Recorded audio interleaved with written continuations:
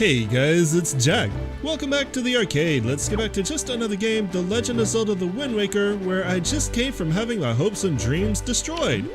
Because I took these pictographs to the figurine maker, and he said, I've already made a figurine out of these, haven't you seen it yet? In that pretentious artist voice that he has, and I'm like, well, damn. Because I'm guessing that if you take a picture of either the silver or the gold dark nuts, you get a picture of the golden one, which means we probably have to find a dark nut that is in its black version of the armor, or its pewter version, something that's not either silver or gold, in order to get that figurine, which we should still have the opportunity to do. It's just kind of disappointing because I was hoping to get that out of the way. But regardless, we continue on in our search for Triforce Shards and Charts, and we have one over here, so let's go. Right over here. This island's actually going to be kind of interesting. In fact, this is one that I know I'm going to need the Hioi pair for, so I need to put the Screaming pair back on the bar. This one has kind of intrigued me ever since we saw it.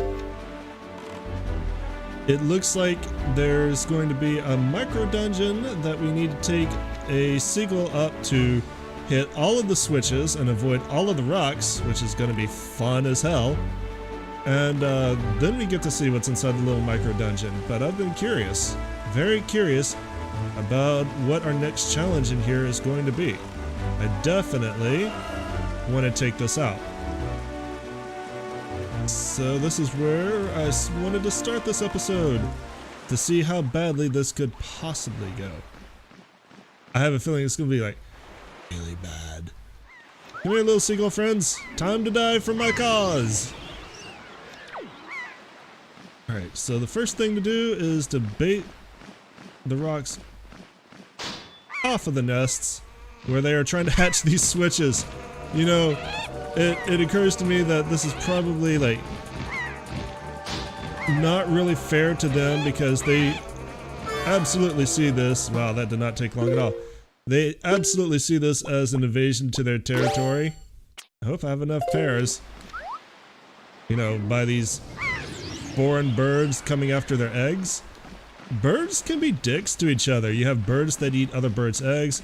You have birds that use other birds to hatch their eggs. And then, you know, when those birds hatch, they either kill the native birds or the predatory bird, the parasite bird that's using other birds to hatch their eggs, kick the eggs out of the nest to begin with. Alright, we should have only one more, maybe two. So yeah, birds can be real dicks to each other. I guess that happens when you evolve from dinosaurs. I only have 2 Hioi pairs left. This could go really bad. Uh-oh. I hope I can get this done in 2 Hioi pairs. Well, I'm not gonna get it done in that one. You know what? You guys coming for me? You guys coming for me? Enjoy. I got one of you out. And now I'll jump out. Kind of was hoping for more out of that, to be perfectly honest. Alright. Let's go ahead and send up our last seagull before I have to go buy more Hioi pairs. Uh-oh. I did not expect this to be going this badly. Oops. Alright. Fortunately, these appear to stay dinged. I need to ding this one. And fly to the very top. Very top. Very top. Oh, I need to ding that one too. Oh no, I did this one. Down. Dive. Dive. Dive. Look, I'm just turning your... go away. I'm just turning your eggs yellow. That's all I'm doing. They're still fine. They're still okay. They're still good. They're just a little yellow. No, why would would you harass a poor little seagull like me? Fly, seagull, fly.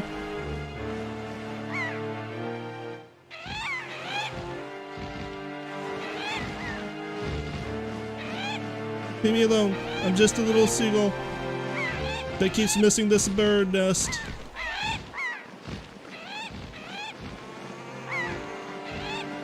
Alright, we're lined up. Got it. Run away, seagull. Run away. Fly to freedom. Freedom! Alright, let's go in here.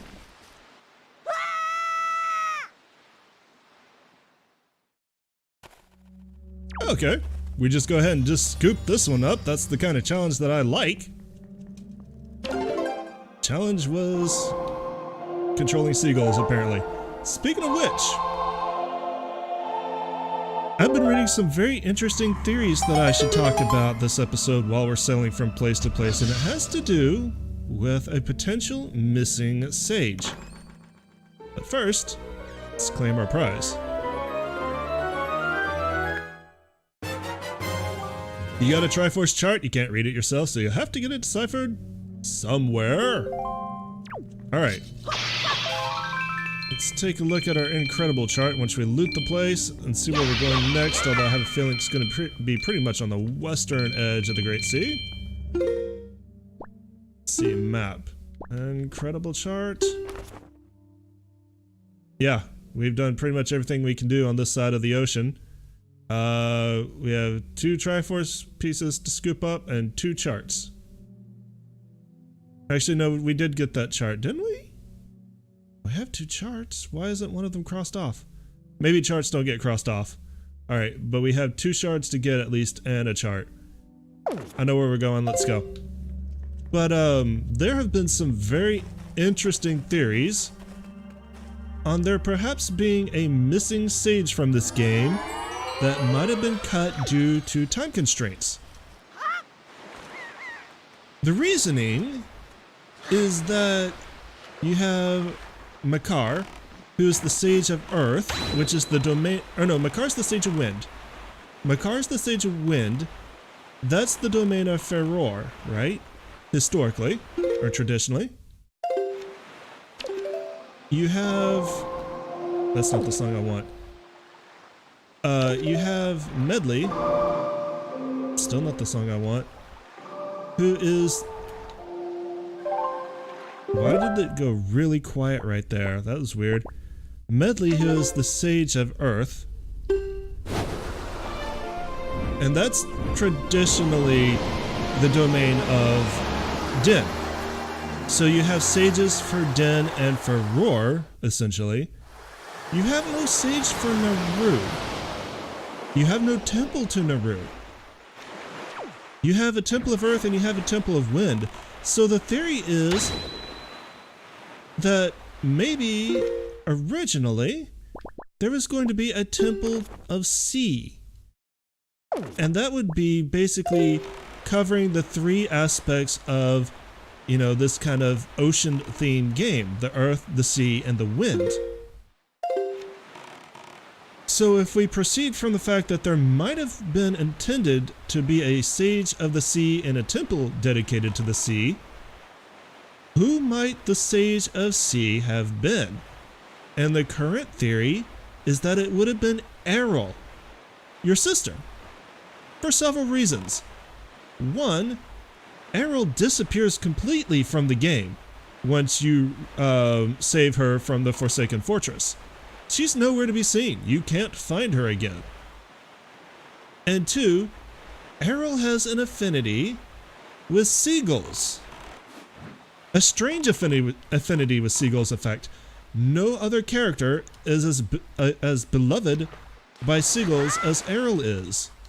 And that was thought that it might be intended to show her saginess of the sea, because obviously seagulls are associated with the sea. And the third reason behind it is, if Link is destined to be the hero of winds and acquire the Master Sword, then someone close to him being a sage to empower him in his, to empower him in his quest would make sense, because traditionally, Link has always been close to someone of influence like that. You know, Link is close to Zelda and Skyward Sword, and then she turns out to be the goddess Hylia, an Ocarina of Time. He's close to Soraya, the sage of the Forest Temple, and trying to think here. Minish Cap, he's friends with Zelda. So in a lot of games, there are characters that are important to Link's story and empowering him as the hero of that story. So Errol being close to him and being associated with the sage of being the sage of the sea to help empower her brother also makes sense. And I'm reading through these theories, and they're really interesting because it did kind of bother me why you had a sage of the earth and a sage of the wind when most of Wind Waker is all about the sea. That has bothered me since I've played this game, way back when. And I'm kind of glad to see that it actually got other people thinking about it too. And, you know, I wanted to say a fourth reason that's given is because it would make a Hylian sage. You would have all of the races that are traditionally important to Hyrule, the Hylians, the Kokiri, the Zora, and the Gorons represented. The Gorons obviously would not have a sage, but they would still be represented in the game, just briefly. But the Hylians being a sage would go along with the other two races of import, you know? So that was another reason given, and I don't know if any of this is true.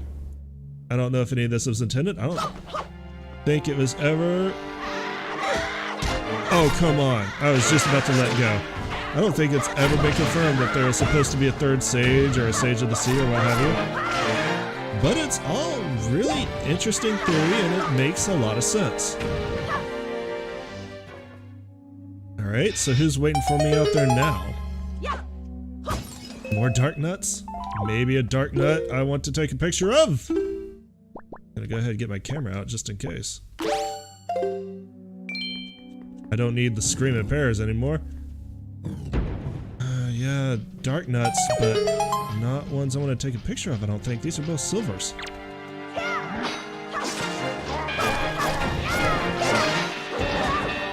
I mean... Let's back up here and compare the picture that I have. Yeah, these don't look like they're gonna help me out.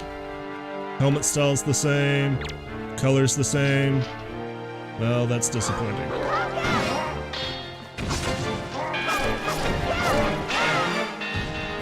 He's dead now.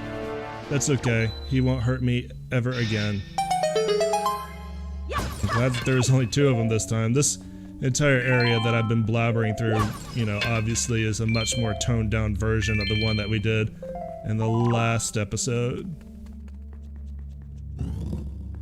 Probably because you get to it a lot sooner. You only need the gauntlets to get here, whereas you need the hook shot to get into the other one. So that would make sense.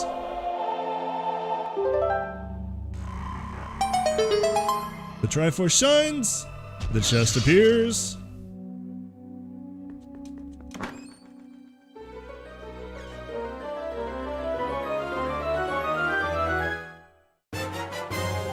You got a Triforce Shard, now you only need 4 more. Which means 1 shard and 1 chart, right? So, basically at this point, we're going for the charts. Because I'm not doing the next shard this episode. In fact, the next shard, and the last shard essentially that we can get without a chart, it's gonna take a lot. It's gonna take probably a couple of episodes. I've actually been really excited for it and also really anxious about it. But let's see, I want to make sure we have 2 Triforce Charts. Go ahead and open that. And then that means we need one chart, which looks like it's on the very far western edge, a couple of squares, and it looks like we're going to be fishing for it. Yep. So let's go do that. Before you guys think too hard on where that last Triforce Shard was located. Neener. You're going to have to go back and pause because I'm not going to talk about it. I'm busy. I am sailing west to the ends of the ocean. To battle. Most importantly, I am full on cannon bombs, so that's cool. Yes, to battle. We must. So that actually raises a question for me. I've got 2 episodes in mind. One is Tingle related and the other is not, and I'm trying to decide which direction I'm going to go, especially with the time that I have to record right now. Because I am recording this before I head out for the next Seattle Broadcasters Association meetup. So, you know, I'm trying to knock out a few episodes before I have to go to downtown Seattle. I don't have a lot of time. Which kind of might make my decision for me, but I believe this is where we're going to battle, right here. Just 3 of you guys? That is not intimidating anymore. I'm just gonna like sail up in your face. And I'm gonna blast you right here. And I'm guessing that it's probably in the gold one. So we're gonna have to pay attention to where I killed that one. Ow. This is going great. Oh no, he did go down. Okay. I did not think I landed that many hits on him. It was hard to tell. Alright. No, he is smoking though. Ow. I think I counted. He rocked a little bit. I'm gonna close in. Close in for the kill. There we go. Bloop. Alright. Now you. You look extra fancy. I don't know if it's... Oh, that's the camera. That's not my cannon at all. In fact, I tried to take a picture of these guys. It does not look like it's possible. You got a cinematic telling me exactly where I want to fish with a neat little tone. I think I just sailed past it.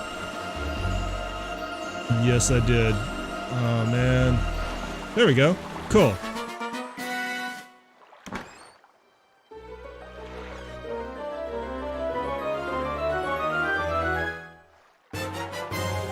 You got a Triforce chart, you can't read it yourself, so you'll have to get it deciphered somewhere.